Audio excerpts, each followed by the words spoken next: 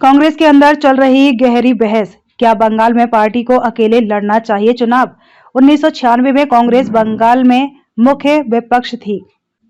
उसने 294 में से 288 सीटों पर उम्मीदवार उतारे और 82 सीटें जीतकर 39.48% वोट हासिल किया। 2001 में तृणमूल कांग्रेस के साथ गठबंधन कर उसने केवल 60 सीटों पर चुनाव लड़ा, लेकिन 26 सीटें जीतने में सफल रही। पश्चिम बंगाल की राजनीति में कांग्रेस एक बार फिर कठिन लेकिन निर्णायक मोड़ पर खड़ी है।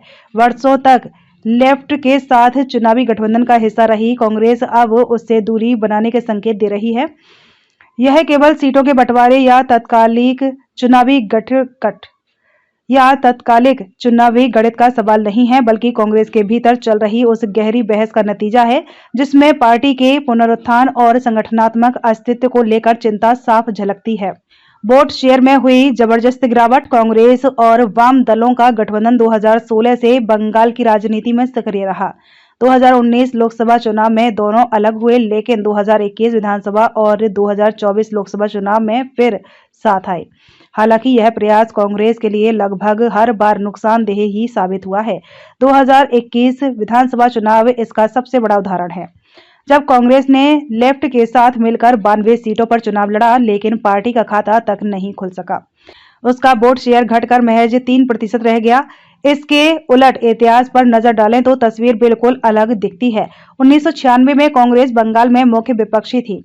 उसने 294 में से 288 सीटों पर उम्मीदवार उतारे और 82 सीटें जीतकर 39.48% वोट हासिल किया। 2001 में तृणमूल कांग्रेस के साथ गठबंधन कर उसने केवल 60 सीटों पर चुनाव लड़ा, लेकिन 26 सीटें जीतने में सफल रही।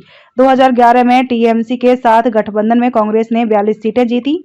2016 में लेफ्ट के साथ मिलकर 44 सीटों पर जीत दर्ज की गई, लेकिन इसके बाद पार्टी का ग्राफ तेजी से गिरा। 2021 में 92 सीटों पर लड़कर शून्य पर सिमटना इस गिरावट की पराकाष्ठा थी।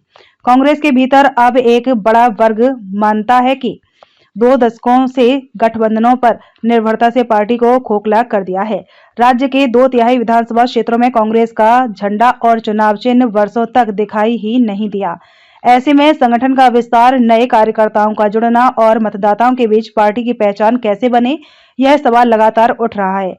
पार्टी के कुछ वरिष्ठ नेताओं का कहना है कि राजनीतिक सुविधा छोड़कर कांग्रेस को अकेले चुनाव लड़ने का साहसिक फैसला लेना चाहिए, भले ही तत्कालिक नुकसान क्यों न हो।